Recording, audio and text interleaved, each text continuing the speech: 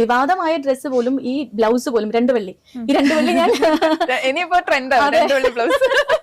അപ്പൊ നിങ്ങൾക്ക് കാര്യം മനസ്സിലായില്ലേ? കമന്റ് ബോക്സിൽ മാത്രം ഒതുങ്ങി നിന്നൊരു സംഭവം അവർ തന്നെ ഒരു ഇന്റർവ്യൂവിൽ വന്നിരുന്ന് വിളിച്ചു കൂവി നാട്ടുകാരെ മൊത്തവും അറിയിച്ച് ഒരു അറ്റൻഷൻ സീക്കിങ് തന്നെയാണ് അവിടെ നടത്തിയത്. മലയാളികൾക്ക് കർക്കിടകം എന്ന് പറയുമ്പോഴത്തേനും ശരിക്കും മഴയുടെയും രാമായണ മാസത്തിന്റെയും അതേപോലെ വീടുകളിൽ ഔഷധക്കഞ്ഞിയുടെയും കുടുംബസ്നേഹത്തിന്റെയും ഒക്കെ ഒരു കുളിർകാലം കൂടിയാണ്. നിങ്ങളെ കൊണ്ട് വലിയ വാർത്തകളോ വലിയ ഇൻവെസ്റ്റിഗേഷനോ ഒക്കെ നടത്തി ചാനലിന്റെ റേറ്റിംഗ് ഉണ്ടാക്കിയെടുക്കാൻ നിങ്ങളെ കൊണ്ട് സാധിക്കില്ല. അപ്പോൾ പിന്നെ ഏറ്റവും എളുപ്പമുള്ള വഴി ഏതാ? ഇതേപോലുള്ള ചീപ്പ് പബ്ലിസിറ്റി. ശരീരത്തിലെ തുണിയുടെ ഇറക്കം കുറയ്ക്കുക, അതിൻ്റെ പേരിൽ വിവാദമുണ്ടാക്കി ഒരു വിക്ടം കാർഡ് കളിച്ച് ഒരു ഇൻ്റർവ്യൂ കൊടുക്കുക. ഇത്രയും നാണം കെട്ട ഒരു പ്ലാൻ കേരളത്തിലെ വേറെ ഒരു ന്യൂസ് റീഡറും ചെയ്തിട്ടുണ്ടാവില്ല. നാണം കെട്ടവൻ്റെ ആസനത്തിൽ ആളുകൾ നിർത്താൻ അതും അവൻ്റെ ഒരു തണലെന്ന് പണ്ടുള്ളവർ പറഞ്ഞത് വെറുതെയല്ല. താൻ ജോലി ചെയ്യുന്ന സ്ഥാപനത്തിൻ്റെ സോഷ്യൽ മീഡിയയിൽ ഒരു ഗംഭീര ഹൈപ്പ് ഉണ്ടാക്കി കൊടുക്കാൻ, അല്ലെങ്കിൽ ഒരു റീച്ച് ഉണ്ടാക്കി കൊടുക്കാൻ, അല്ലെങ്കിൽ നല്ലൊരു വ്യൂസിന് വേണ്ടിയിട്ട് സ്വന്തം ബ്ലൗസിൻ്റെ വള്ളി വരെ വിറ്റ് പ്രൊമോഷൻ ചെയ്യുന്ന ഒരു ന്യൂസ് റീഡറുണ്ട്, പേര് സേതുലക്ഷ്മി. നിങ്ങളെ ഞാൻ സാഷ്ടാംഗം നമിച്ചു മേഡം. കർക്കിടകം 1 ഇന്ന്. മലയാളികൾക്ക് കർക്കിടകം എന്ന് പറയുമ്പോഴത്തേനും ശരിക്കും മഴയുടെയും രാമായണ മാസത്തിന്റെയും അതേപോലെ വീടുകളിൽ ഔഷധക്കഞ്ഞിയുടെയും കുടുംബസ്നേഹത്തിന്റെയും ഒക്കെ ഒരു കുളിർകാലം കൂടിയാണ്. പണ്ട് ഈ കാർഷിക സമൂഹത്തിൽ ഏറ്റവും കഷ്ടകാലമായിരുന്നു എന്നതുകൊണ്ട് തന്നെ കർക്കിടക മാസത്തിനെ ഇപ്പോഴും, പണ്ട് മാത്രമല്ല ഇപ്പോഴും ചിലയിടങ്ങളിലൊക്കെ പഞ്ഞമാസം എന്ന് വിളിക്കുന്നവരുണ്ട്. പക്ഷെ ആ കഷ്ടകാലത്തെ പോലും പ്രാർത്ഥനയിലൂടെയും ആരോഗ്യ സംരക്ഷണത്തിലൂടെയും ആത്മവിചിന്തനത്തിലൂടെയും ഒക്കെ അതിജീവിക്കാനാണ് നമ്മുടെ പൂർവികരൊക്കെ നമ്മളെ പഠിപ്പിച്ചത്. അതുകൊണ്ട് തന്നെ കർക്കിടകം ജീവിതത്തിൽ പ്രതിസന്ധികളെ ക്ഷമയോടെയും പ്രത്യാശയോടെയും നേരിടാനുള്ള ഒരു ഓർമ്മപ്പെടുത്തൽ കൂടിയാണ്. ഇരുളടഞ്ഞ നാളുകൾക്കു ശേഷം വെളിച്ചത്തിന്റെ ഒരു നല്ല നാളെ പ്രകൃതി നമുക്ക് വേണ്ടി നൽകും എന്നൊരു വലിയ ജീവിത സന്ദേശം കൂടിയാണ് ഓരോ കർക്കിടകവും നമുക്ക് നൽകുന്നത്. അപ്പോൾ എല്ലാ പ്രിയപ്പെട്ട പ്രേക്ഷകർക്കും നന്മയുടെയും ഐശ്വര്യത്തിന്റെയും ആരോഗ്യവും നിറഞ്ഞ നല്ലൊരു കർക്കിടക മാസം ആശംസിച്ചുകൊണ്ട് ഞാൻ ഇന്നത്തെ വാർത്താ പ്രഭാതം തുടങ്ങുകയാണ്. എല്ലാവർക്കും എൻ്റെ പുതിയ വീഡിയോയിലേക്ക് സ്വാഗതം. നമ്മുടെ നാട് എങ്ങോട്ടാണ് പോകുന്നത്? ഇന്ന് സോഷ്യൽ മീഡിയ മൊത്തം ചർച്ച ചെയ്യുന്നത് എന്താണെന്നറിയാമോ? ഒരു സ്ത്രീയുടെ ബ്ലൗസിൻ്റെ വള്ളി, വെറും ഒരു വള്ളി. നമ്മളിത് നോക്കാൻ പോകുന്നത് വെറും ഒരു വസ്ത്രധാരണമല്ല, മറിച്ച് കംഫർട്ട് എന്ന് പറയുന്ന വാക്കിൻ്റെ മറവിൽ PR വർക്ക് നടത്തുന്ന, അല്ലെങ്കിൽ റീച്ചിന് വേണ്ടിയിട്ട് സ്വന്തം മാനത്തെ വരെ മാർക്കറ്റ് ചെയ്യുന്ന പക്ക ഉടായ്പ് മെൻറ്റാലിറ്റിയാണ്. ഞാൻ പറയാൻ പോകുന്ന കാര്യം മുഴുവനായി കേട്ടതിന് ശേഷം മാത്രം നിങ്ങളുടെ അഭിപ്രായം പറയുക. നമുക്കെന്തായാലും കാര്യത്തിലേക്ക് വരാം. തുടക്കത്തിൽ ഞാൻ പറഞ്ഞ ആ ഒരു വള്ളി വിഷയമുണ്ടല്ലോ, നിങ്ങൾക്കൊന്നും അത്രത്തോളം പിടികിട്ടി കാണില്ല. സേതുലക്ഷ്മി എന്ന് പറയുമ്പോൾ ന്യൂസ് മലയാളം കാണുന്ന പ്രേക്ഷകർക്ക് അറിയാവുന്ന ഒരു ന്യൂസ് റീഡറാണ്. പുള്ളിക്കാരിയുടെ ഒരു വസ്ത്രധാരണവും സംഭവങ്ങളൊക്കെ കൊണ്ട് പലർക്കും, പല ചെറുപ്പക്കാർക്കും അറിയാൻ കഴിയുന്ന ഒരു വ്യക്തിത്വമാണ് ഈ സേതുലക്ഷ്മി എന്ന് പറയുന്നത്. നമുക്ക് കാര്യത്തിലേക്ക് വരാം. പരിപാടിയുടെ പേര് ഹലോ മലയാളി. അതായത് 2026 ജൂലൈ 17 കർക്കിടക മാസം 1. മലയാളികൾക്ക് അത് രാമായണ മാസമാണ്. ഭക്തിയുടെയും പാരമ്പര്യത്തിൻ്റെയും സമയമാണ് അവിടെയാണ് കേരള തനിമ കാണിക്കാൻ വേണ്ടിയിട്ട് മേഡം സാരി ഉടുത്ത് വന്നത്. പക്ഷെ ബ്ലൗസിൻ്റെ സ്ഥാനത്ത് ഈ കാണുന്ന 2 വള്ളി അല്ല, ഈ നൂലാണ് പുള്ളിക്കാരി ഇട്ടിരുന്നത്. ഇപ്പൊ നിങ്ങൾക്ക് എല്ലാവർക്കും കാര്യം മനസ്സിലായല്ലോ. ഞാൻ ആ സംഭവം ഈ സ്ക്രീനിലൊന്ന് കാണിക്കാം. കർക്കിടകം 1 ഇന്ന്. മലയാളികൾക്ക് കർക്കിടകം എന്ന് പറയുമ്പോഴത്തേനും ശരിക്കും മഴയുടെയും രാമായണ മാസത്തിന്റെയും അതേപോലെ വീടുകളിൽ ഔഷധക്കഞ്ഞിയുടെയും കുടുംബസ്നേഹത്തിന്റെയും ഒക്കെ ഒരു കുളിർകാലം കൂടിയാണ്. പണ്ട് ഈ കാർഷിക സമൂഹത്തിൽ ഏറ്റവും കഷ്ടകാലമായിരുന്നു എന്നതുകൊണ്ട് തന്നെ കർക്കിടക മാസത്തിനെ ഇപ്പോഴും, പണ്ട് മാത്രമല്ല ഇപ്പോഴും ചിലയിടങ്ങളിലൊക്കെ പഞ്ഞമാസം എന്ന് വിളിക്കുന്നവരുണ്ട്. പക്ഷെ ആ കഷ്ടകാലത്തെ പോലും പ്രാർത്ഥനയിലൂടെയും ആരോഗ്യ സംരക്ഷണത്തിലൂടെയും ആത്മവിചിന്തനത്തിലൂടെയും ഒക്കെ അതിജീവിക്കാനാണ് നമ്മുടെ പൂർവികരൊക്കെ നമ്മളെ പഠിപ്പിച്ചത്. ഈ പഴമക്കാരൊക്കെ പഠിപ്പിച്ചു വന്നത് കർക്കിടക മാസം 1-ാം തീയതി ഇങ്ങനെ ഒരു പരിപാടി ചെയ്യുമ്പോൾ ഈ വള്ളി ഇട്ടോണ്ട് വന്നതെന്ന് പറയാനാണോ മേഡം? ഇത് മോഡേൺ കാലഘട്ടമാണ്, നിങ്ങൾക്ക് എന്ത് തേങ്ങ വേണമെങ്കിലും കിട്ടോ. പക്ഷേ സന്ദർഭവും സാഹചര്യവും എന്ന് പറയുന്ന ഒരു സംഭവമില്ലേ, ഒരു വാർത്താ ചാനലാണ് ഇത്. നിങ്ങളുടെ ഒരു സ്വകാര്യ ബെഡ്റൂം അല്ല. ഓരോ സ്ഥലത്തിനും സന്ദർഭത്തിനും അനുസരിക്കുന്ന വസ്ത്രങ്ങളായിരിക്കണം നമ്മളവിടെ ധരിക്കേണ്ടത്. ഓരോ സ്ഥലത്തിനും അതിൻ്റേതായ ഡിഗ്നിറ്റി ഉണ്ട്. നമ്മളൊരു അമ്പലത്തിൽ പോകുമ്പോൾ നമ്മൾ അതിനനുസരിച്ചുള്ള വസ്ത്രമായിരിക്കും ധരിക്കുക. പിന്നെ പബ്ബിൽ പോകുമ്പോൾ അതിനനുസരിച്ചുള്ള രീതി. പക്ഷേ ഇത് പബ്ബല്ലല്ലോ, ന്യൂസ് റൂമല്ലേ, അതും ഒരു പ്രത്യേക ദിവസമല്ലേ.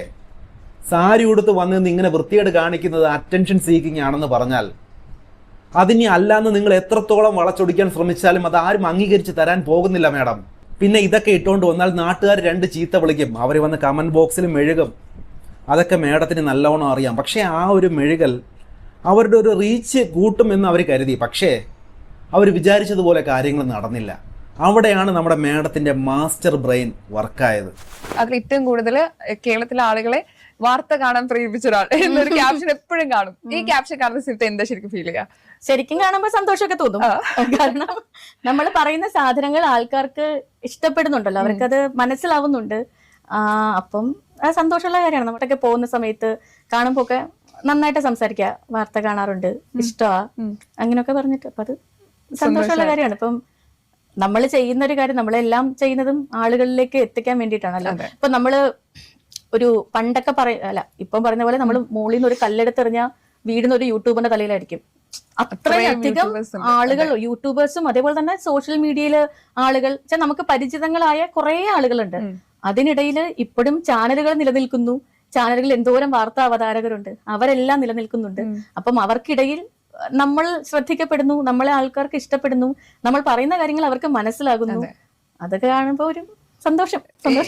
കമന്റ്സിൽ ഏറ്റവും കൂടുതൽ ഇങ്ങനെ കമന്റ്സ് ഒക്കെ വായിച്ച് സന്തോഷിക്കുന്ന ഒരാളാണോ?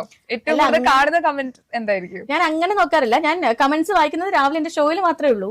അപ്പം കമന്റ്സ് നോക്കും. അതിപ്പോ നമ്മളൊരു ഫാമിലി പോലെ ആയെന്ന് തോന്നുന്നു. എല്ലാ ആൾക്കാരും എനിക്കറിയാം, സ്ഥിരമായിട്ട് കമന്റ് ചെയ്യുന്ന ആൾക്കാര്. ഓരോരുത്തരുടെയും പേര് പറഞ്ഞ് വീട്ടുകാര്യങ്ങളൊക്കെ ചോദിച്ചാൽ അവരെ വീട്ടിൽ അരക്കേണ്ട, ഇന്ന് എന്താ ബ്രേക്ക്ഫാസ്റ്റ്, എന്താ ഇന്നലെ എവിടെ പോയി, പനിയാണോ, പനി കുറഞ്ഞോ, അങ്ങനെ പോലും നമുക്കറിയാവുന്ന ഒരു ഫാമിലി പോലെ ആയിട്ടുണ്ട്. ഞങ്ങൾ ഇപ്പൊ കാണുമ്പോൾ ഇതിന്റെ സാരീസ് അല്ലെങ്കിൽ കോസ്റ്റ്യൂംസ് ആണ് ഗേൾസ് എന്തെങ്കിലും ഞാൻ നോക്കാറ്. അപ്പം ഈ ഡ്രസ്സിങ്ങിൽ തന്നെ മാറ്റങ്ങൾ വന്നിട്ടുണ്ടല്ലോ. ഈ ന്യൂസ് പ്രസന്റേഷനിൽ മാറ്റം വന്ന പോലെ റീഡിംഗിൽ ചേഞ്ച് വന്ന പോലെ തന്നെ ഈ ഡ്രസ്സിങ്ങിൽ ഒരുപാട് മാറ്റങ്ങൾ വന്നിട്ടുണ്ട്. ലേറ്റസ്റ്റ് ആയിട്ടുള്ള നമ്മൾ കണ്ടത്, ഞാനത് പോസ്റ്റ് കാണിച്ചത്, എനിക്കത് ഏറ്റവും ഇഷ്ടപ്പെട്ടത് അതിന് കൊടുത്ത ഇൻസ്റ്റാഗ്രാമിൽ കൊടുത്ത ഒരു ക്യാപ്ഷനാണ്. അത് ഞാൻ കാണിക്കട്ടെ. ഇതിന് കൊടുത്ത ക്യാപ്ഷൻ: കൊച്ചു കേരളത്തിലെ ചിലരുടെ ശ്രദ്ധ മുഴുവൻ പോയ 2 വള്ളികൾ. ഒരു വള്ളിയെ കാണുന്നുള്ളൂ. അപ്പൊ നിങ്ങൾക്ക് കാര്യം മനസ്സിലായില്ലേ? കമന്റ് ബോക്സിൽ മാത്രം ഒതുങ്ങി നിന്നൊരു സംഭവം അവർ തന്നെ ഒരു ഇന്റർവ്യൂവിൽ വന്നിരുന്ന് വിളിച്ചു കൂവി നാട്ടുകാരെ മൊത്തവും അറിയിച്ച് ഒരു അറ്റൻഷൻ സീക്കിങ് തന്നെയാണ് അവിടെ നടത്തിയത്. ആ ഒരു ചാനലിൽ വെച്ച് അവർ നടത്തിയ ഒരു അറ്റൻഷൻ സീക്കിങ് അവിടെ വർക്കൗട്ട് ആകാത്തതുകൊണ്ട് വേറൊരു ഇന്റർവ്യൂ സെറ്റ് ചെയ്ത് എൻ്റെ ബ്ലൗസിന്റെ വള്ളി നിങ്ങളെല്ലാവരും കണ്ടോ എന്ന് ഒരു ഇന്റർവ്യൂ വെച്ച് അവരവിടെ വന്നിരുന്ന് വിളിച്ചു കൂവയാണ്. എന്തൊരു ചീപ്പ് PR വർക്കാണ് മേഡം ഇത്. സോ അത് അതിന്റെ അടിയിലും കൊടുത്തിട്ടുണ്ട്. അതായത് എന്റെ പ്രോബ്ലം ഈ ഒരു ഡ്രസ് അല്ല എന്നത്. അതെന്തുകൊണ്ടാണ് അങ്ങനെ ഒരു ക്യാപ്ഷൻ കൊടുക്കാനുള്ള ഒരു റീസൺ? അല്ല, അത് ഇത്രയധികം വാർത്തയാവുന്ന ചിന്തിച്ചിട്ടുണ്ട്, അല്ലെങ്കിൽ ആളുകൾ ചർച്ചയാവുന്ന. ഇത് ശരിക്കും പറഞ്ഞാ അതെന്താ അങ്ങനെ വിവാദമായത് എനിക്ക് ഇപ്പോഴും മനസ്സിലാവില്ല കേട്ടോ. ഞാൻ അതിന്റെ കമന്റ്സ് ഒക്കെ കുറെ വായിച്ചിട്ടുണ്ടായിരുന്നു. എന്നിട്ട് ആദ്യം ഞാൻ അതിന്റെ ഒരു റിയാക്ഷൻ വീഡിയോ കണ്ടു, പിന്നെ കുറെ കണ്ടു, പിന്നെ റോസ്റ്റിംഗ് കണ്ടു. ഇതൊക്കെ കാണുമ്പോഴേ പിന്നെ നമ്മൾ ചുമ്മാ ഇരുന്ന് കമന്റ്സ് ഒക്കെ വായിക്കുമല്ലോ. അപ്പൊ അങ്ങനെ കമന്റ്സ് എല്ലാം വായിച്ച് കുറെ കഴിഞ്ഞപ്പോ വെച്ചെങ്കിൽ പിന്നെ അങ്ങ് പോസ്റ്റ് ചെയ്യാം, എന്തായാലും എല്ലാവരും കണ്ടല്ലോ. അങ്ങനെ ഇപ്പൊ നമ്മള് വാർത്ത വായിച്ചൊക്കെ തുടങ്ങുന്ന സമയത്ത്, ഇപ്പൊ ഞാൻ ആദ്യമായിട്ട് ഒരു 24 മണിക്കൂർ ന്യൂസ് ചാനൽ വാർത്ത വായിക്കുന്നത് മാതൃഭൂമിയിലാണ്. അപ്പൊ മാതൃഭൂമി ന്യൂസിൽ ഞാൻ വാർത്ത വായിക്കുന്ന ടൈമിൽ അവിടെ നമുക്കൊരു കൃത്യമായ ഡ്രസ് കോഡ് ഉണ്ട്. ഈ ഡ്രസ് കോഡാണ് അവിടെ വെക്കുക. അല്ലെങ്കിൽ നമ്മൾ ഒരു പേഴ്സണൽ ഡ്രസ്സൊക്കെ ഇടണമെങ്കിൽ അവിടുത്തെ കോസ്റ്റ്യൂമറോടൊക്കെ ചോദിച്ച് അനുവാദമൊക്കെ വാങ്ങിച്ചിട്ടേ നമുക്ക് അങ്ങോട്ട് വായിക്കാൻ പറ്റുള്ളൂ. അങ്ങനെയായിരുന്നു. മാതൃഭൂമിയിൽ ഞാൻ ന്യൂസ് മലയാളത്തിലേക്ക് വരുമ്പം ഇവിടെ നമുക്ക് കോസ്റ്റ്യൂമർ ഒക്കെ ഉണ്ട്. എങ്കിൽ പോലും നമ്മൾ കംഫർട്ടബിൾ ആണെങ്കിൽ നമുക്ക് ആ ഡ്രസ്സ് ഇടാം. അത് ക്യാമറയ്ക്ക് ഓക്കെ ആയാൽ മതി. നമ്മൾ ഓക്കെ ആവണം, ക്യാമറയ്ക്ക് ഓക്കെ ആണെങ്കിൽ നമുക്ക് ഇടാം. എനിക്ക് ഒരു ഇന്ന ഡ്രസ്സേ ഇടാൻ പാടുള്ളൂ, ഇന്ന ഡ്രസ്സ് ഇടാൻ പാടില്ല എന്നുള്ളതിൽ ഒരു റെസ്ട്രിക്ഷനേ ഇല്ല ന്യൂസ് മലയാളത്തില്. ഞാൻ ഭയങ്കരമായിട്ട് സ്റ്റൈലിഷ് ആയിട്ട് വസ്ത്രം ധരിക്കാൻ ഇഷ്ടപ്പെടുന്ന കൂട്ടത്തിലാണ്. അത് ഇപ്പോഴെന്നല്ല, ചെറിയ കാലം തൊട്ടേ എനിക്ക് ഭയങ്കര ഇഷ്ടമാണ് നല്ല ഡ്രസ്സുകൾ ഇടാനായിട്ട്. എന്റെ ശരീരപ്രകൃതി എന്ന് വെച്ചാൽ എനിക്ക് ഒട്ടും ഞാൻ എത്ര വിചാരിച്ചാലും ഞാൻ അങ്ങ് മെലിഞ്ഞു പോവില്ല. ഒരു പരിധിയിൽ കൂടുതൽ എനിക്ക് മെലിയാൻ പറ്റില്ല. വെള്ളം കുടിച്ചാലും തടിക്കും. അതെ, നല്ല മനസ്സായതുകൊണ്ട് ചെറുതായിട്ട് വെള്ളം കുടിച്ചാലും തടിക്കുന്ന കൂട്ടത്തിലാണ് ഞാനൊക്കെ മരണ വർക്കൗട്ട് എടുത്താൽ പോലും ഒരു പരിധിക്കപ്പുറം എന്റെ തടിയൊന്നും കുറയില്ല. വീട്ടിലെ എല്ലാരും ഞങ്ങൾ നല്ല ആരോഗ്യമുള്ള ആൾക്കാരാണ്. അപ്പം സാധാരണ എല്ലാരും പറയുമല്ലോ, അപ്പം തടിയുള്ള ആളുകൾക്ക് ഇന്ന ഡ്രസ്സ് ചേരില്ല, അവർ ഇന്ന ഡ്രസ്സ് ചേരുള്ളൂ, അവരുടെ കൈക്ക് കുറച്ച് തടി കൂടുതലാണ്, കൈ കാണുമ്പോൾ പ്രശ്നമാ, അങ്ങനൊക്കെ പറയും. എനിക്ക് അങ്ങനെ ആവണ്ട, എനിക്ക് എല്ലാ ഡ്രസ്സും ഇടണം. ഞാൻ തടിച്ചിട്ടാ, പക്ഷെ എനിക്ക് ഈ ഡ്രസ്സ് എല്ലാം എനിക്ക് ചേരണം. അങ്ങനെ എനിക്ക് സ്വയം എനിക്ക് അങ്ങനെ ഒരു പ്രശ്നമുണ്ട്. അപ്പൊ അതുകൊണ്ട് ഞാൻ എല്ലാ ഡ്രസ്സും ഇടും. എനിക്ക് ചേരുവോ ഇല്ലെന്ന് ഞാൻ നോക്കില്ല, എനിക്കിഷ്ടമാണ്. ഇതേ പറയുന്ന പോലെ തന്നെ ഡ്രസ്സൊക്കെ ഇടും, എല്ലാ ഡ്രസ്സും ഇടും. ഇപ്പൊ ഈ വിവാദമായ ഡ്രസ്സ് പോലും, ഈ ബ്ലൗസ് പോലും 2 വള്ളി, ഈ 2 വള്ളി ഞാൻ എന്റെ പൊന്നു സേതുലക്ഷ്മി മേഡം, നിങ്ങളെ ആരും ശ്രദ്ധിക്കുന്നില്ല എന്നൊരു വിഷമം നിങ്ങൾക്ക് പണ്ടേ ഉള്ളതാണല്ലോ. അതുകൊണ്ടാണല്ലോ ഇപ്പോൾ ഒരു ഇന്റർവ്യൂവിൽ വന്നിരുന്ന അതേ വിഷയം കൊട്ടിഘോഷിച്ചു കൊണ്ടിരിക്കുന്നത്.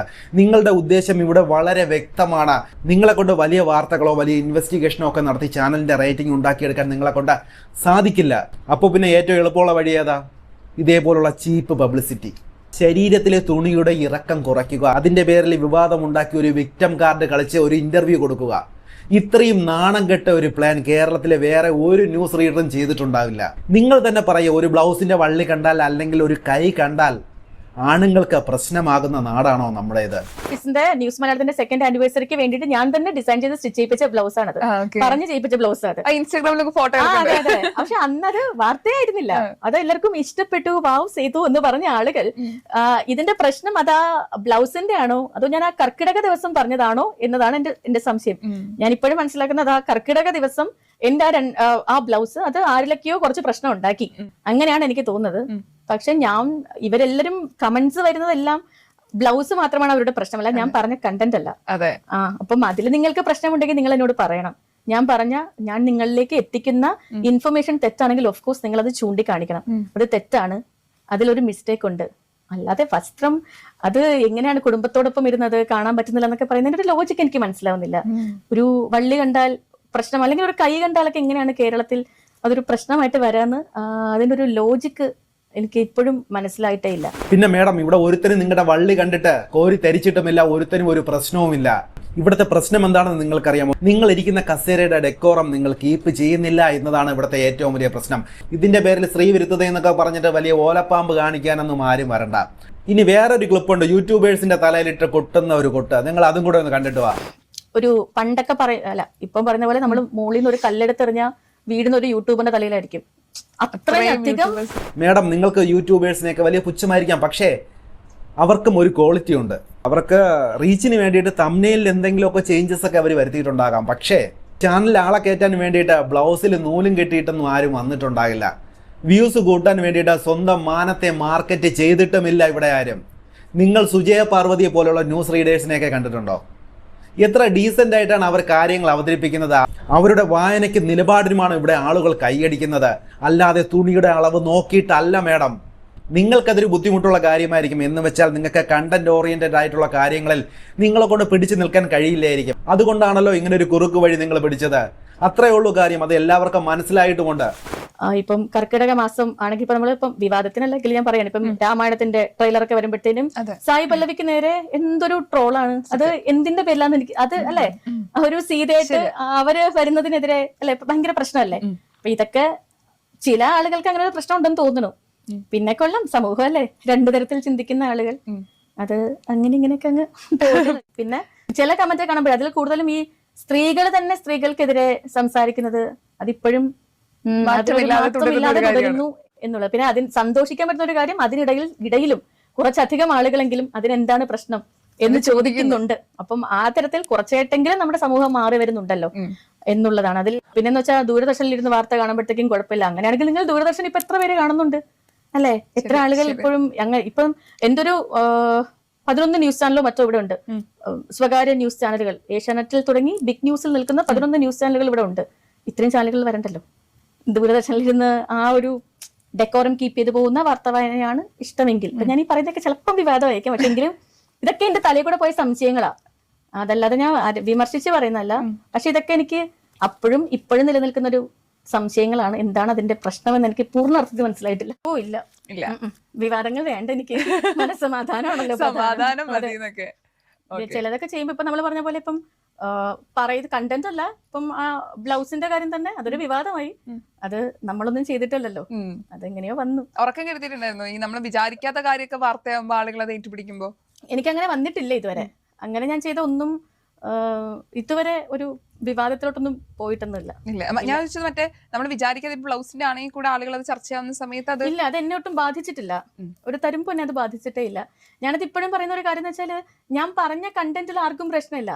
അവരുടെ പ്രശ്നം ആ ബ്ലൗസ് ആണ്. അപ്പൊ അതെന്നെ ബാധിക്കുന്നത്. അത് എന്റെ ഒരു ഇഷ്ടമാണല്ലോ, എന്റെ ഒരു കംഫർട്ടബിൾ. ഞാൻ ഭയങ്കര കംഫർട്ടബിൾ ആണ് ആ ഡ്രസ്സിൽ. അത് കണ്ടുകൊണ്ടിരിക്കുന്നവർക്കാണ് അതിന്റെ പ്രശ്നം. എന്തായാലും പ്രിയപ്പെട്ട പ്രേക്ഷകരെ, നിങ്ങളൊരു കാര്യം കൃത്യമായിട്ട് മനസ്സിലാക്കുക. സോഷ്യൽ മീഡിയയിൽ കാണുന്നതൊന്നും സത്യമല്ല എന്നത്. എല്ലാം പക്ക സ്ക്രിപ്റ്റഡ് ആയിട്ടുള്ള നാടകങ്ങളാണ്. ചെന്നായിക്കളാണ് ഇവരൊക്കെ. എങ്ങനെ റീച്ച് ഉണ്ടാക്കാമെന്നത് ഇവർക്ക് കൃത്യമായിട്ടറിയാം. അവരൊരു ചുരിദാറും ഇട്ട് വളരെ ഡീസൻ്റ് ആയിട്ട് വന്നാൽ ആരും അവരുടെ വീഡിയോകളൊന്നും കാണാൻ പോകുന്നില്ല എന്ന് അവർക്ക് നല്ലോണം മനസ്സിലായിട്ടുണ്ട്. അതുകൊണ്ടാണ് അല്പം സ്കിൻ ഷോ ഒക്കെ കാണിച്ച് മലയാളി സമൂഹത്തെ ഒന്ന് ഇളക്കാമെന്ന് അവർ കരുതിയത്. അതിൽ പലരും വീണു, അതാണ് സത്യം. പിന്നെ സേതുലക്ഷ്മി മേഡം, നിങ്ങളൊരു തോൽവിയാണെന്ന് നിങ്ങൾ തന്നെ സമ്മതിച്ചു തന്നിരിക്കുകയാണ്. ഇത്രയും കാലമായിട്ട് നിങ്ങളെ ഒരാളും വിമർശിച്ചിട്ടില്ല എന്ന് പറയുന്നത് തന്നെ ഒരു തോൽവിയാണ്. കാരണം എന്തെന്ന് വെച്ചാൽ നിങ്ങൾ പറയുന്ന കാര്യം ആരും ശ്രദ്ധിക്കാറില്ല എന്നതാണ് അതിൻ്റെ അർത്ഥം.